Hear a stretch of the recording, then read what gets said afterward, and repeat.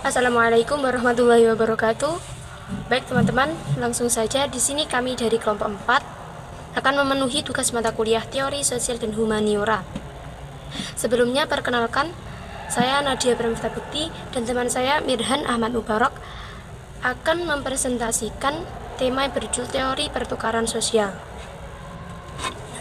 Di sini kami akan membahas tentang 6 hal. Yang pertama yaitu tokoh pencetus teori, konteks lahirnya teori, konsep dasar teori, kritik terhadap teori, pandangan Islam, dan yang terakhir yaitu kesimpulan. Singkatnya saja, teori ini menjelaskan bahwa hubungan antar manusia seringkali seperti terjadi pertukaran, di mana yang dimaksud pertukaran seperti kita memberi sesuatu, lalu kita juga berharap mendapat sesuatu kembali dari seorang itu. Nah, memasuki pembahasan yang pertama yaitu tokoh pencetus teori. Siapa sih tokoh pencetus teori itu? Di sini kami akan membahas 3 tokoh pencetus teori. Yang pertama yaitu George C. Holmes, yang kedua Peter M. Law, yang ketiga Richard Emerson. Pada masa tokoh George C. Holmes, beliau adalah pencetus teori utama. Pada saat itu, teori berfokus pada interaksi sederhana antar individu dan menekankan pada hubungan sosial yang mirip dengan prinsip ekonomi seperti orang bertindak berdasarkan utang dan rugi. Selanjutnya dikembangkan lagi oleh Peter M. Law. Pada saat itu, teori dikembangkan ke level struktur sosial, bukan hanya individu, sehingga teori ini bisa digunakan untuk menjelaskan hubungan sosial dalam masyarakat yang lebih luas. Selanjutnya dikembangkan lagi oleh Richard Emerson. Pada saat itu, teori dikaitkan dengan pertukaran sosial dengan teori kekuasaan dan ketergantungan. Semakin seseorang bergantung pada orang lain untuk mendapatkan imbalan, semakin besar pula kekuasaan yang dimiliki pihak lain itu. Kemudian pembahasan yang kedua yaitu konteks lahirnya teori. Konteks lahirnya teori. Teori itu lahir di Amerika Serikat pada tahun 1950 sampai 1970-an. Teori ini muncul di Amerika Serikat pada pertengahan abad ke-20 ketika para sosiolog mencari alternatif baru dalam memahami interaksi sosial. Nah, dalam konteks lahirnya teori ini terdapat 2 pengaruh utama. Yang pertama yaitu dipengaruhi oleh behaviorisme. Teori ini sangat dipengaruhi oleh psikologi behaviorisme yang menekankan bahwa perilaku manusia dipandu oleh reward dan punishment. Jadi, teori ini dipengaruhi oleh psikologi behaviorisme yang menekankan bahwa perilaku manusia itu ditentukan oleh reward atau hadiah dan punishment atau hukuman. Kemudian reaksi terhadap fungsionalisme struktural. Kehadiran teori itu juga sebagai bentuk kritik terhadap teori fungsionalisme struktural yang dinilai terlalu makro sehingga kurang bisa menjelaskan hubungan sosial sehari-hari. Jadi teori ini hadir sebagai kritik terhadap fungsionalisme struktural yang lebih menekankan keteraturan sosial, sementara pertukaran sosial fokus pada interaksi konkret antar individu. Nah, jadi konteks lahirnya teori ini adalah usaha menjembatani pemikiran psikologi atau behaviorisme tadi dengan sosiologi atau struktur masyarakat untuk bisa menjelaskan interaksi sosial secara lebih realistis. Baik, selanjutnya memasuki pembahasan yang ketiga yaitu konsep dasar teori. Di sini kami akan menerangkan 3 konsep dasar teori. Konsep dasar yang pertama yaitu individu mengejar reward dan individu menghindari cost. Jadi, setiap orang berusaha mendapatkan manfaat atau penghargaan dari hubungan sosial, baik berupa materi, status, dukungan, maupun kekuasaan emosional. Dan dalam berinteraksi, individu cenderung menghindari kerugian seperti kehilangan waktu, tenaga, harta, atau rasa kecewa akibat hubungan yang tidak seimbang. Jadi, maksudnya di dalam setiap hubungan sosial, manusia selalu bertindak rasional, yaitu mencari sesuatu yang menguntungkan yang dinamakan reward tadi dan menghindari kerugian yang dinamakan cost. Jadi reward itu bisa berupa beberapa materi. Reward itu bisa berupa hal materi, sosial, ataupun emosional. Sedangkan cost itu bisa berupa waktu, tenaga, uang, perasaan kecewa, bahkan risiko kehilangan sesuatu. Contohnya, seperti ketika seseorang mau berteman dengan orang lain karena merasa nyaman. Nah, rasa nyaman itu bisa dikatakan sebagai reward tadi atau hadiah. Tetapi jika pertemanan itu justru membuat stres, Dan stres itu yang bisa dinamakan, yang disebut dengan cost tadi, ataupun atau cost atau kerugian, ya, atau kerugian. Jadi di situ bisa menyebabkan hubungan itu menjadi renggang, gitu. Kemudian konsep dasar teori yang kedua yaitu hubungan berlanjut bila saling menguntungkan dan ada prinsip timbal balik atau reciprocity. Jadi interaksi hanya akan bertahan jika kedua belah pihak merasa mendapatkan keuntungan yang seimbang, dan pertukaran sosial tersebut didasarkan pada timbal balik di mana kebaikan, bantuan, atau dukungan yang diberikan diharapkan akan kembali dalam bentuk lain. Jadi maksudnya di dalam hubungan sosial itu akan terus berjalan jika kedua pihak merasa adil dan sama-sama diuntungkan, gitu.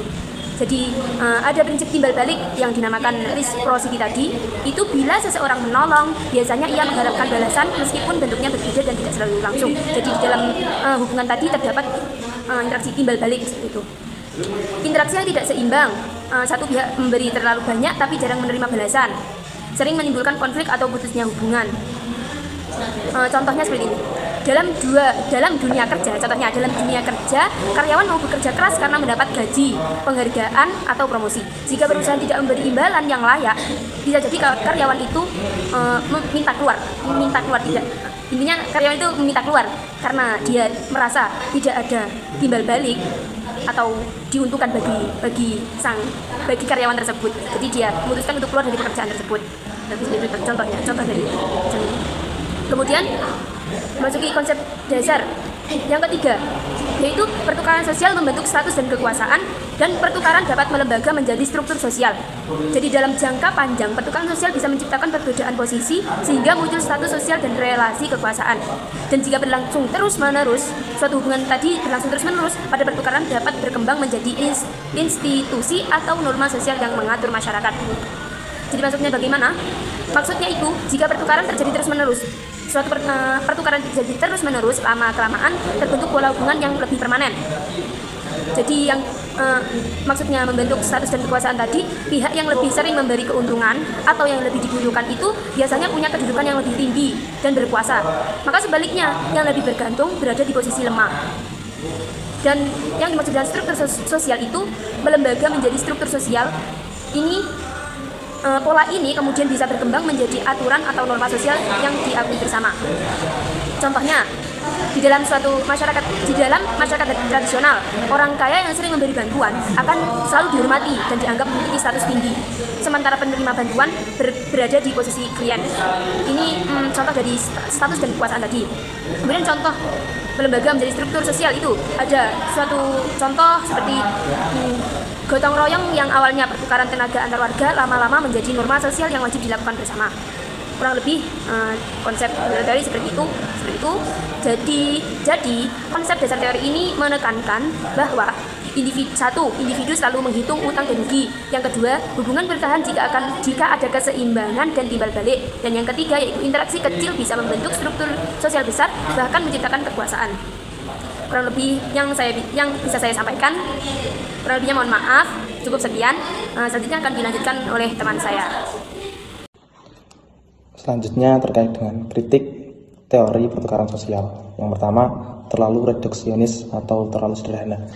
Teori ini menyederhanakan perilaku manusia seperti kalkulator ekonomi yang hanya menghitung untung dan rugi, sehingga mengabaikan sisi emosional dan spiritual. Selanjutnya, individualistik. Padahal manusia itu hidup bersama, tidak sendiri. Fokus teori ini terlalu menekankan pada kepentingan individu, sehingga kurang memperhatikan dimensi kolektif dan solidaritas sosial. Kritik kedua yaitu mengabaikan nilai dan norma.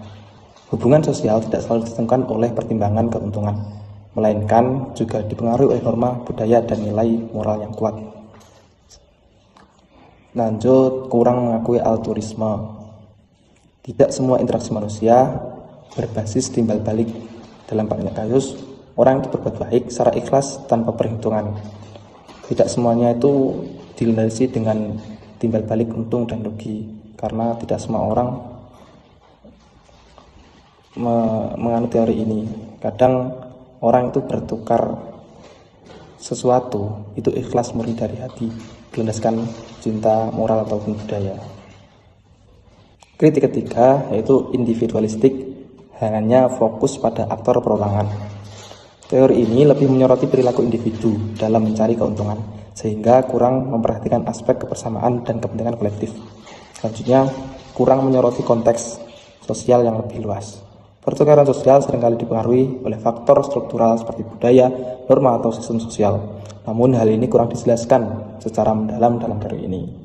Selanjutnya, pandangan Islam terkait dengan teori pertukaran sosial.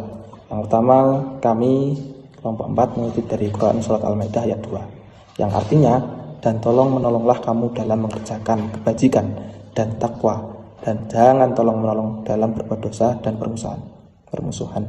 Ayat ini menegaskan bahwa dalam Islam, pertukaran sosial tidak boleh semata-mata didasarkan pada keuntungan duniawi, melainkan harus berlandaskan kebaikan dan ketakwaan. Hubungan sosial diarahkan untuk saling mendukung dalam hal yang bermanfaat, bukan dalam keburukan. Pandangan Islam nomor 2, kami mengutip dari Quran Surah Al-Baqarah ayat 261, yang artinya, perumpamaan orang-orang yang menafkahkan hartanya di jalan Allah adalah seperti sebutir benih yang menumbuhkan 7 bulir pada tiap-tiap bulir 100 biji. Allah melipat gandakan ganjaran atau pahala bagi siapapun yang Dia kehendaki, dan Allah maha luas karunia-Nya lagi maha mengetahui. Ayat ini menunjukkan bahwa dalam Islam, konsep pertukaran sosial tidak terbatas pada kalkulasi materi. Setiap amal baik termasuk infak akan dibalas oleh Allah dengan berlipat ganda, sehingga motivasi utamanya adalah ikhlas dan ridho dari Allah, bukan keuntungan duniawi. Kesimpulan dari teori kami atau teori pertukaran sosial dari kelompok 4, dalam teori pertukaran sosial, hubungan antar individu dipandang sebagai pertukaran untung dan rugi, di mana manusia berusaha memperoleh reward atau hasil dan menghindari cost atau kerugian. Perspektif ini menekankan kalkulasi rasional dalam interaksi sosial, sehingga setiap hubungan hanya bertahan bila dianggap menguntungkan kedua belah pihak. Sementara itu, Islam memandang pertukaran sosial bukan sekedar transaksi keuntungan duniawi, melainkan harus dilandasi keikhlasan, keadilan, dan kebermanfaatan. Al-Quran menekankan pentingnya tolong-menolong dalam kebaikan.